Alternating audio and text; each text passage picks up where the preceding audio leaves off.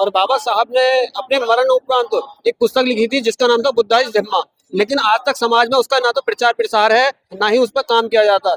लेकिन बाबा साहब की बुद्धा इज धम्मा हमारे भारत के जितने भी बहुजन लोग हैं उनके हर घर में होनी चाहिए, क्योंकि उसके अंदर बाबा साहब के पूरा जीवन उसके अंदर निछावर कर दिया है। लेकिन जब तक हम बुद्धा इज धम्मा को नहीं पढ़ेंगे, बाबा साहब का सपना साकार नहीं कर पाएंगे। अभी हमारे समाज के अंदर बाबा साहब के बात तो करते हैं, लेकिन बाबा साहब के सिद्धांत पे नहीं चलते। अपने आप को अम्बेडकरवादी कहते हैं, लेकिन अनुयायी बनने के उधर नहीं जा रहे हैं। हमें अनुयायी बनना है, अम्बेडकरवादी नहीं बनना है। अनुयायी और अम्बेडकरवादी में फर्क क्या है, थोड़ा सा ये बताएं। जी, अनुयायियों में अंतर ये होता है कि जो अनुयायी होते हैं वो अनुसरण करते हैं बाबा साहब की कई बातों का और उनके पद चिन्हों पर चलते हैं। जो अम्बेडकरवादी होते हैं वो सादी सिर्फ जय जयकार करते हैं और बाकी उनके अंदर घर के अंदर जाके देखोगे तो पाखंडवाद भरा हुआ है और अहंकार भरा हुआ है उनके अंदर। अभी समाज के अंदर उनको अनुयायी बनना होगा, तभी बाबा साहब का सपना पूरा होगा। अच्छा, 1935 में बाबा साहब ने एक घोषणा की थी कि मैं हिंदू धर्म में पैदा हुआ, ये मेरे बस की बात नहीं थी, लेकिन मैं हिंदू धर्म में मरूंगा नहीं। और ठीक 21 साल बाद 1956 में बाबा साहब बौद्ध धर्म की दीक्षा लेते हैं। तो किसी भी महान पुरुष की जय जयकार करना और उसके विचारों को पीछे छोड़ देना, दोनों में कितना बड़ा फर्क देखते हैं, क्या ये उचित है? जी, ये अनुचित है।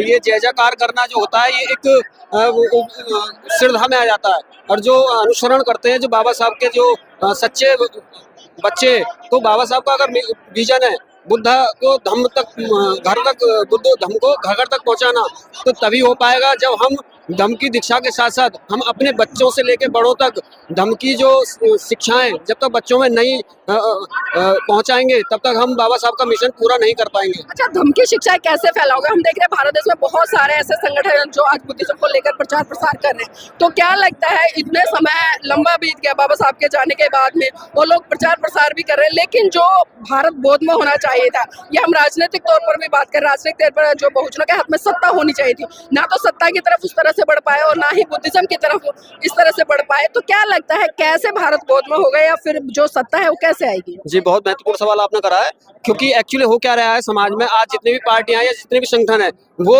धर्म की तरफ धर्म जो है हमारा बाबा साहब ने जो धर्म का रास्ता दिखाया है उसके तरफ बिल्कुल भी नहीं जा रहे हैं। लेकिन दूसरे के धर्म में क्या लिखा है, हमारे धर्म के लोग उस पर ज्यादा ध्यान देते हैं। लेकिन बाबा साहब ने जितनी किताब लिखी है, Buddha is Dhamma, annihilation caste और बहुत सारी किताबें लिखी है, लेकिन उनके बारे में कोई भी कहीं मंच से जिक्र नहीं होता है, जबकि उनके जिक्र बहुत होना जरूरी है।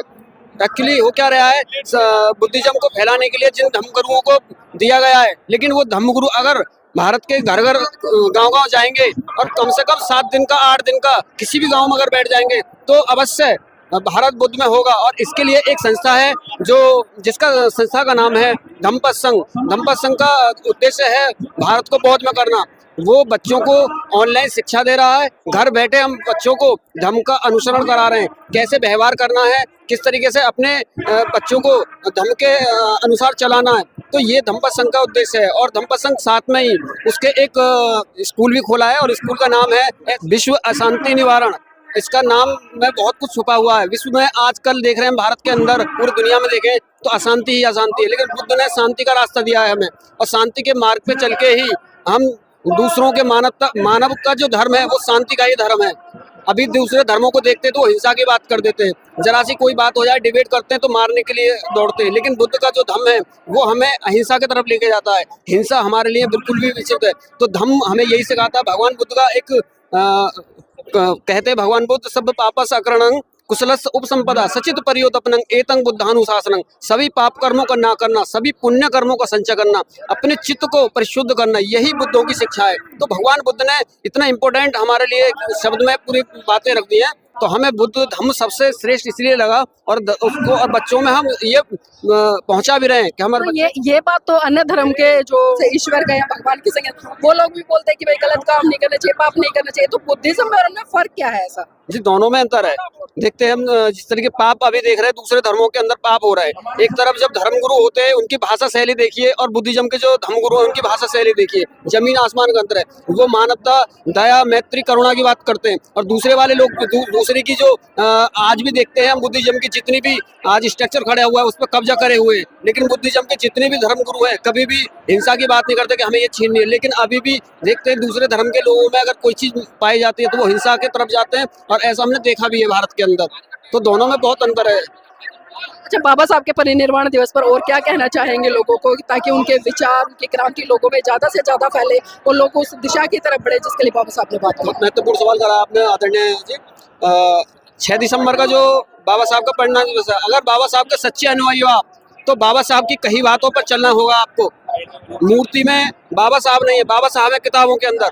बाबा साहब की किताबों को पढ़िए और बाबा साहब के कही अनुसार, धम्म के अनुसार चलें। और बाबा साहब ने कहा है कि बुद्धिज्म हमारे लिए सबसे पहला रास्ता है जो जीवन को सफल बनाना। हमें शिक्षा के साथ हमें धम्म की तरफ भी जाना होगा, तभी आप बाबा साहब के असली अनुयायी बन पाएंगे। जी, आप कहाँ से आए हैं? हम जिला बिजनौर से। किस लिए आए आज यहाँ पर? हम बहन जी के लिए आए हैं यहाँ पे। अब बहन जी तो आई नहीं है यहाँ पर। उनका वो भतीजा आए हैं जी, काश आनंद, पार्टी के कार्यकर्ता है। पार्टी कार्यकर्ता हैं। क्या कर रहे हैं अभी? पार्टी में विधानसभा सचिव है विधानसभा सचिव है, तो एक सचिव का काम क्या है? जी। एक सचिव का काम क्या है? सचिव का काम ये है पार्टी को जोड़ना और बहन जी की 2027 में सरकार बनाना। आज इतने लोग यहाँ पर आए हैं तो किस लिए आए हैं जानते हो आप? बाबा साहब के परिनिर्वाण दिवस पे। जी जी जी, तो देखिए यहाँ पर लोगों से मैंने चर्चा की है, कुछ और भी लोगों से जुड़ते हैं। नाम क्या है सर? मेरा अशोक टकसाल है भाई। अशोक जी कहाँ से हैं? मैं मेरठ से है। यहाँ पर आने का उद्देश्य? उद्देश्य बाबा साहब अम्बेडकर को 69वें परिनिर्वाण दिवस पर श्रद्धांजलि देने के लिए। अच्छा, किसी भी महान पुरुष को खाली श्रद्धांजलि देकर या उनकी जय जयकार करके पीछे हट जाना है या उनके विचारों को लगातार आगे बढ़ाना, दोनों में कितना बड़ा फर्क दिखता है? वर्तमान में देखा जाए तो बहुत अंतर है। अभी है ना, जो बाबा साहब अम्बेडकर की जो विचारधारा को पेश करने वाले लोग अभी टिकते हुए नजर नहीं आ रहे हैं, ज्यादातर बैकफुट पे नजर आ रहे हैं, टिकते हुए बहुत कम नजर आ रहे हैं। मैं इस टाइम बड़ा आहत हूँ इस चीज के लिए कि बाबा साहब अम्बेडकर की जो विचारधारा का उसका पुनर्जन्म नहीं हो पा रहा है। टिक कैसे नहीं पा रहे, कारण क्या है? कारण है, मेरा मानना है कि लोग है नहीं, सत्ता के अब सत्ता जो मनुवादी जो सत्ता है उसकी जो विचारधारा है, धार्मिक, जातिवादी, पूंजीवादी और ईवीएम वादी जो विचारधारा है उससे डरे हुए हैं कि कहीं मतलब वो हमारा शोषण ना कर दे। लेकिन संख्या बल तो इस समाज के पास है। हाँ, संख्या बल तो है लेकिन संगठन नहीं है।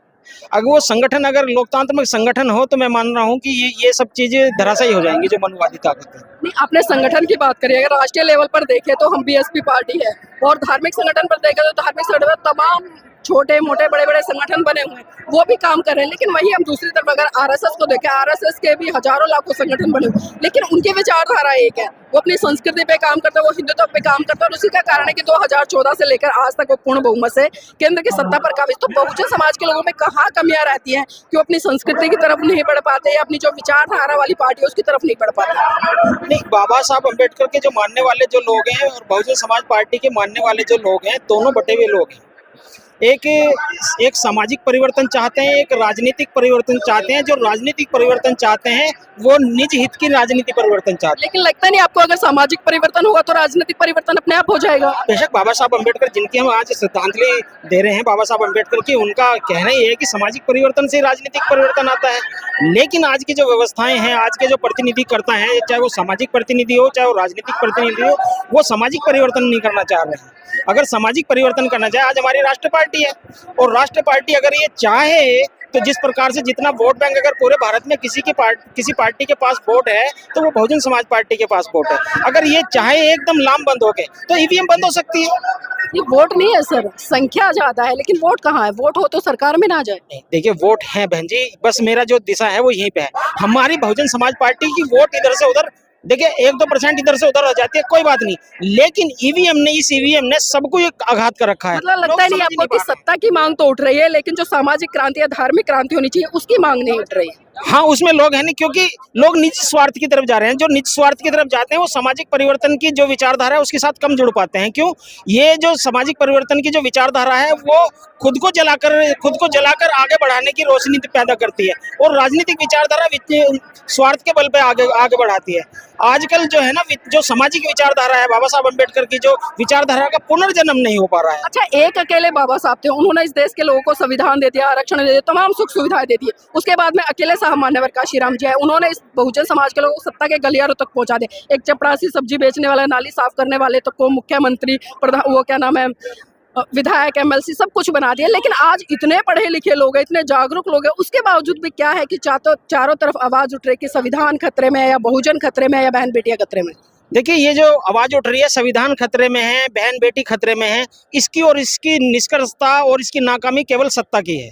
क्योंकि अगर सत्ता वाले जो लोग हैं, ये अगर संवैधानिक हो, लोकतांत्रिक हो, जब ये धार्मिक आवाज उठाने पे और धार्मिक जब आवाज उठती हैं और उसमें है नहीं शांति भंग करने की व्यवस्था पैदा करके लोगों के अंदर मुकदमा दर्ज कर देते हैं और जो संविधान को खत्म करने की बातें कर रहे हैं उनको सत्ता के लोग सपोर्ट करते हैं। तो इसका मतलब यह है कि जो कहीं ना कहीं ये सत्ता का प्रोपोगेंडा है कि संविधान को खत्म किया जा सकता है। जबकि सीजीआई गवाही साहब ने बिल्कुल अभी रोशनी डाली है दोबारा कि संविधान की मूल भावनाओं को मूल प्रारूप को कोई छेड़ ही नहीं सकता, कोई सदन ही नहीं छेड़ सकता। लेकिन इस तरह की भावनाएं पैदा कर करके लोगों के अंदर भेदभाव की भाव पैदा किया जा रहा है। आदरणीय जी, बात बताइए, तमाम लोग कहते हैं कि आरएसएस ने ये कर दिया, भाजपा ने ये कर दिया, या तमाम जो साधु संत हिंदू का उन्होंने ये कर दिया। कमियां उनकी है या उन लोगों के जो कुछ कर नहीं है, सिर्फ खाली एलिगेशन ही लगाते हैं? देखिए, कमियां हमेशा ना करने वालों की होती हैं। जो करने वाला होता है, चाहे वो अच्छा करता है चाहे बुरा करता है, वो चर्चा में होता है। और क्योंकि आज चर्चा ना करने वालों की ज्यादा है, तो चर्चा भी ना करने वालों की हो रही है। जो काम कर रहे हैं, जैसे मनुवादी ताकतें हैं, वो कोई भी गलत काम कर रही है, उसकी चर्चा हो रही है। क्यों? क्योंकि वो काम कर रहे हैं। हम जैसे जो नालायक लोग हैं, वो काम नहीं कर रहे हैं और वो बिल्कुल बाबा साहब के नाम पे, बहन जी के नाम पे, महापुरुषों के नाम पे मान सम्मान बटोरे हुए हैं। और गली में बोलते हैं, माइक मिल जाता है तो बोलते हैं, गली में खड़े हो जाते हैं तो बोलते हैं, कहीं अपना नाम आने के लिए बोलते हैं। वैसे कोई बात आगे करके बोलते नहीं है जिससे कि व्यवस्था परिवर्तन हो और समाज में परिवर्तन हो। जी, बहुत बहुत साधुवाद हमारे साथ जुड़ने के लिए। इसी कड़ी में हमारे साथ में और भी लोगों से जुड़ेंगे। आदरणीय जी, कहाँ से आए? मैं आया हूँ फिरोजाबाद से। आप फिरोजाबाद से इतनी दूर से आए हैं, तो जानना चाहूंगी आज का जो दिन है और जिस महामानव की आदरांजलि देने के लिए लोग यहाँ पर उमड़े, उनका आपके जीवन में कितना बड़ा योगदान है? बाबा साहब के परिनिर्वाण दिवस में सबसे पहले उनको श्रद्धा सुमन अर्पित करता हूँ। और शायद है कि अब मैं क्या बोलूँ कि बाबा साहब न होते तो हमारा जीवन आज नहीं होता। ठीक है। तो देखिए, कम शब्दों में बहुत बड़ी बात कह दी है कि अगर बाबा साहब ना होते तो हमारा जीवन क्या होता। और साथियों, ये वास्तव में एक बात नहीं है बल्कि एक क्रांति है, क्योंकि बाबा साहब ने तमाम संघर्ष करने के बाद और अपने बच्चों की कुर्बानी देने के बाद, अपनी जीवन संगनी कुर्बानी देने के बाद में इस बहुजन समाज के लोगों को सत्ता के गलियारों में पहुंचाने का काम किया वोट के माध्यम से। लेकिन विडंबना है कि बहुजन समाज के लोग उनकी किसी भी बात को नहीं समझ पाए। तो साथियों, मैं चाहूंगा इस वीडियो को लाइक करें, शेयर करें और कमेंट करके अपनी प्रतिक्रिया जरूर दीजिएगा कि आप क्या सोचते हैं।